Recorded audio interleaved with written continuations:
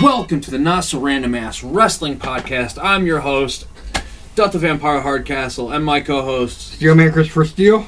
Well, this is from the results of, we're going to do the results of Full Gear, and I begrudgingly, as a fan of AEW, hand you this and say, I'm still not going to watch WWE, and I'm getting this bitch back to Survivor Series.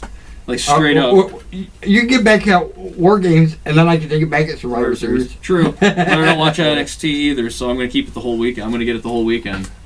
I'm getting it. I'm taking the weekend, buddy. Taking the whole weekend. All right, so the results are as follows. Britt Baker defeated Bea Priestley by submission. Chris took that match. We both got correct. I got Proud and Powerful beating the Young Bucks, correct. Adam Page defeated Pac, which you got correct. And that's the one that actually put you over. Right. SoCal Uncensored, we both got correct, winning the three-way tag match against Lucha Brothers and Private Party. We both got Sean. Oh yeah, Sean Spears versus Joey Janela, we both got that correct, and that was actually a really good match. I didn't actually see a match in there that I disapproved of, to be quite honest. Riho defeated Emi Sakura to retain the Women's World Championship, which we both got right. This is one we both got wrong. Yeah, this is one we both got wrong. We both said Cody. And, well, Jericho won, but MJF. it says by technical submission, but then MJF turned his back on him, so I think there's a backdoor for him to get it back, but then at the same time they're going, no, he wants to do a backstage role. So I think he really is going to hold to the never challenge. Since Cody lost, he will never challenge for the AEW World Championship again. Which doesn't mean that the champion can't challenge him. Actually, no. He could use a different gimmick because he's going as Cody. Right. Cody can't challenge. Cody Rhodes, on the other hand, if he was able to use like Stardust, right, or use a similar gimmick, right, you could gimmick it up and get the title. Right. And then we saw the fucking lights out match that was amazing, in my opinion. Jon Moxley versus Kenny Omega. They did a lot of shit I would have never fucking expected to see. I actually heard that Renee Young was pissed, dude. Hated that match. Yeah, her Twitter account was just like, seriously? No, really? Seriously? Like, no, I'm done. I'm out. I'm not watching any more of this crap. Okay, so that was that pay-per-view, which is awesome. Now on to wrestling news. Before we get to War Games, do the picks for War Games. Right, we're not going to do it. Oh yeah, not yet. Not yet. No. Or 2 weeks from like early Saturday, late Friday or early Saturday, because this don't have nearly enough matches. Yeah, no. There should be at least 2 more matches, and not everybody. What? TBD. Gargano's injured, isn't he? Yeah. Actually, Dominic Dijakovic wasn't even on here until like Wednesday night, because it was Matt Riddle originally on there, with him and Finn Balor going at it. Nice. All right, so news. CM Punk has technically returned to WWE. Right. He is now a correspondent on WWE Backstage. Fox Sports 1. I may watch just to see Punk. Right. Something may happen. Something may not. He actually showed up this past week. I know. I saw it at the very end. I saw it. Yeah. I didn't watch the whole episode, but I definitely saw that because Paige's reaction was like, "Is this a rib? No, it's what." Kind of ruined it. Made it seem like a work. She really oversold the fuck out of it, but she might have been legitimately surprised and not really good at showing surprise without breaking her character. So, is that why they re-signed her? I think so, yeah, to be a backstage correspondent for FS1. Yeah. I'll quit. Just petting you, asshole. All right, so anything else? I love the new Universal Championship. Yes. The blue Universal title, it looks awesome. It looks amazing. I'm hoping Daniel and The Fiend have a good set of matches because it's going to be more than one. honestly, I can see Daniel being the first convert of Braze with that, because I tuned into SmackDown in the very last fucking like 10 minutes during Miz TV, and it seems like Daniel Bryan is, because he's talking about mental instability, and that it would be awesome to see him get fiended up, come down with the fucking lantern with his face. Could, but I don't doubt it. Because like I've established, off camera, I've never, I need to make a video that's just like my breakdown of like Bray told us about the Fiend a long fucking time ago, and has built to it the continuity in his writing is astonishingly good. Right. And I could see him putting Daniel through the same shit, taking him to the fun house, letting him, making him play with the toys, and let him peel the skin off as well to reach the demon inside. I still love that phrase when he was going to be Sister Abigail. I think that was supposed to be the initial thing for the Fiend. I think he was going to have a mask and cross-dress. I think that's what it was going to be. And then like when that just didn't happen because he got sick, they just like, you know what, scrap the idea. We'll pull the trigger on something like that later. And when he got this idea, it was just like, no, I'm going full. I've got the hair done already. It's bright blonde. It's I am the man in the woods. It's all right there. Yeah, like I said, nobody's gonna watch this because it's actually really right. Maybe. But if you are watching, we'll do the next set of picks a little more timely. We'll start because you notice I'm not in my bust down vehicle fucking in the driveway and shit. I was thinking for Thanksgiving, we might. I was thinking of dusting off this Steele-Rhoads wrestling. I'll do a fantasy book, a one-off show. Yeah, continuing it from where we left it. Right. But stuff has happened off camera. Kept running shows that weren't televised. Yeah. Yeah, why not? That's where it was left off. I mean, we literally said that in the last episode. Might as well. We could have whole different champions.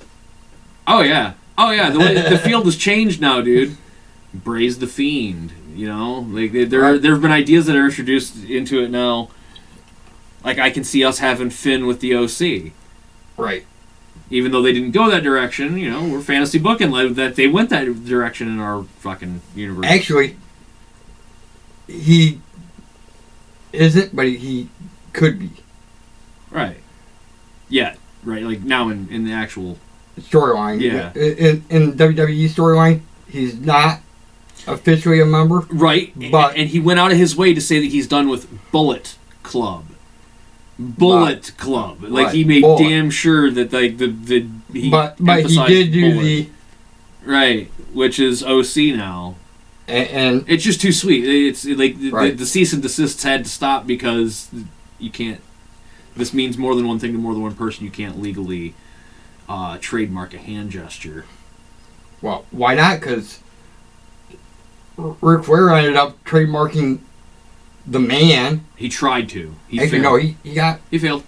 No, they're still using it. They're still using it in their merch. Right. He doesn't get a percentage of it. He didn't trademark Dick. The fucking trademark. WWE's like, no. But what we will do is bring you back. We'll put you under another extend your Legends contract and bring you back for another run. How's that sound? Sounds good. Awesome. Now leave us the fuck alone. Because if you want to do that, the first person to claim that they were the man was not Ric Flair. It was Roddy Piper. So if you're going to go with who said it first as who deserves the trademark, it's definitely Roddy Piper. The first major wrestler to be like, I'm the man. Yeah, but Piper is no longer alive. So. Doesn't matter. His estate would definitely, if they could go for it, they would go for it. And if you want to push it back even further, that's probably even older than... Right, yeah.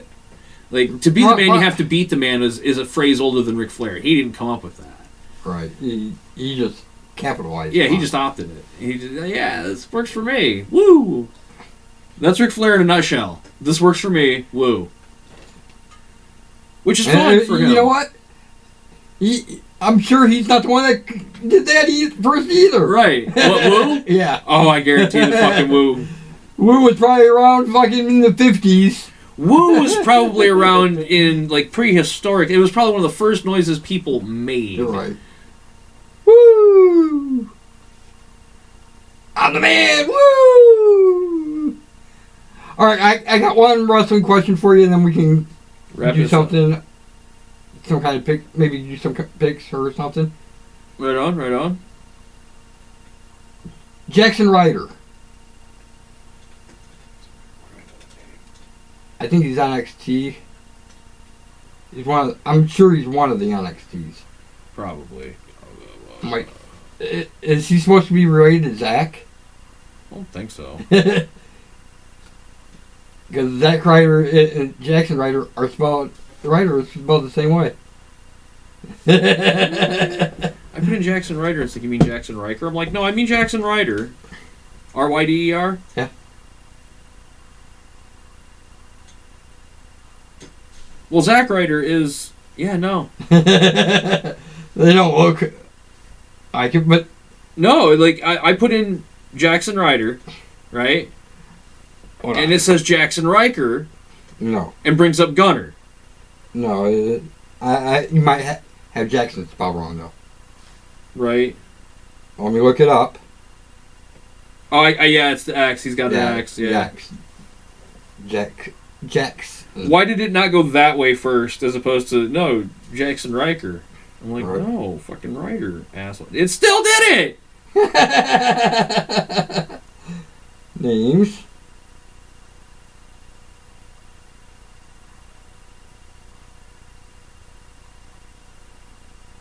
Chad Lale. It is Riker. It's Jackson Riker, not Ryder. It still shows fucking Gunner. From... Jaxson. Yeah, that's what his name is now. Are you fucking shitting me? Ryker.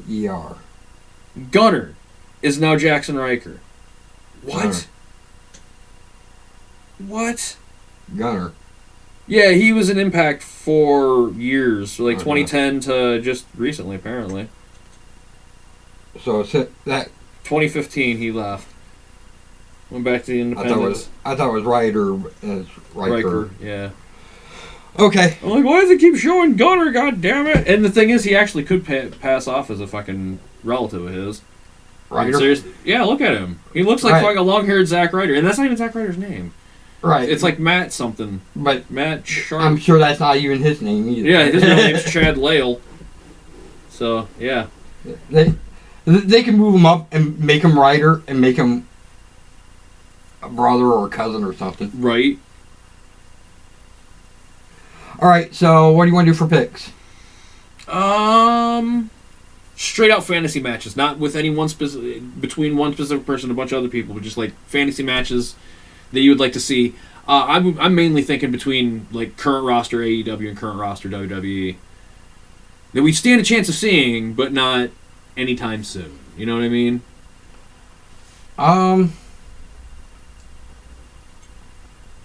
Because I've got quite a few. I want to go Christopher Daniels versus Daniel Bryan. That would be fucking awesome. Actually, I think they've had a few in Ring of Honor, but I would like to see their gimmicks now face off. I am going to go with Kenny Omega and Seth Rollins. I would love to see that match happen. I don't care where it happens. If Kenny Omega decides to jump to WWE and it happens, I don't care if they decide to hold the show together, which wouldn't surprise me in this day and age anymore. The way Vince and Triple H, the way Triple H is like prodding Vince to be like, fucking expand, you know? Stop being such an asshole. Remember when territories did shit together?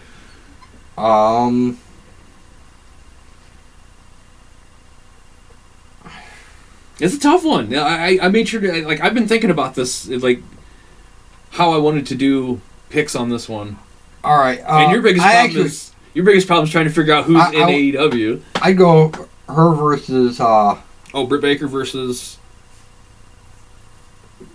I'm gonna go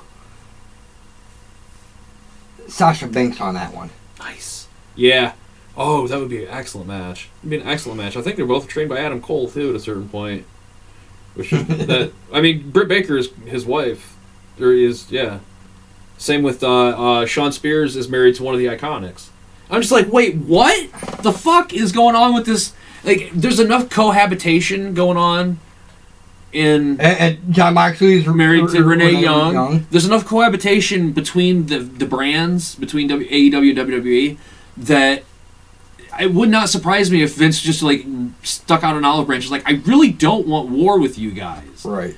Like, you've got a good product. I don't even want to assimilate you. Let's work together. Let's make the wrestling better. All right, I already have my final one. So, all right, what was your second? Oh yeah, Britt Baker and Sasha Banks. My second one is going to be the Young Bucks versus the New Day, and I don't care which set of the New Day it is. At this point, it would have to be Big E and Kofi, but I don't care of the three how it's set up. All right. So my final pick, the Lucha Brothers versus Rey and Dominic. Ooh, that would be good. That would be good. And I guarantee that the Lucha Brothers have had run-ins with Ray before. But Dominic is the fresh face, dude. Right. They all dream matches, and I haven't seen him wrestle yet, but I've seen some of the footage of his practice runs. He's good. He's definitely just a bigger version of his fucking dad. And having Cain Velasquez, a really big guy that can fly around, help and train too, it's not exactly a bad thing for Dominic. I can see Dominic becoming quite the force. I hope they don't force steroids on him and make him a big muscle-bound freak.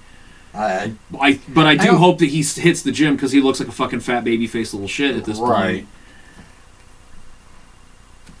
My final is going to be... I just figured that would be good, cause definitely with Lucha Brothers being luchadors. Yeah. Oh, yeah. I am going to go totally left field and pick the Inner Circle, minus Jericho, the rest of the Inner Circle, against the Undisputed Era. Oh, that's cool. And have Jericho in Inner Circle's corner and have Undisputed Era have Triple H in theirs. Right. So, one I did have a problem a couple weeks ago. With what? The SmackDown after Crown Jewel. Mm-hmm. Did you see Triple H's speech at the end of that? No. Because the NXT rated SmackDown. Oh, yeah. I heard about that. I didn't watch it, but I heard about it. Okay, so his speech at the end, I'm like, you already did the speech. Which one did he do? He's done a lot of speeches. The new, the second incarnation of DX, when he got X-Pac. He did that same fucking speech? Yes. It almost word for word. I'm like... You go to your blood. Yep. Go to your blood family. You go to NXT. Yep. Oh my god. I'm like... Hunter. Switch it up a little. Don't use the same... Don't... Word for word. The fuck? Like, unless NXT becomes like DX to Raw and SmackDown and just starts invading their shit and causing chaos like fucking Nexus did, there's no fucking point. They have been. Oh, good. This past week. I know that they rated Raw and SmackDown after Crown Jewel. I couldn't get it. I saw that it happened, but I wasn't like, whatever. They still rate this past week, though. I don't know about yesterday, but from Friday to Monday was NXT UK. That invaded? Yes. Nice! Because they were in Manchester. Right on. Well, that makes sense. Alright. That will wrap it up. Yes. Congratulations on winning your title back. Champion. Fucking... like, share, subscribe. Comment. Tell your friends. Tell your enemies. Tell your frenemies. Until next time, as the champion, you can do the outro. Keep it not so random, and peace, or ring the bell. Peace.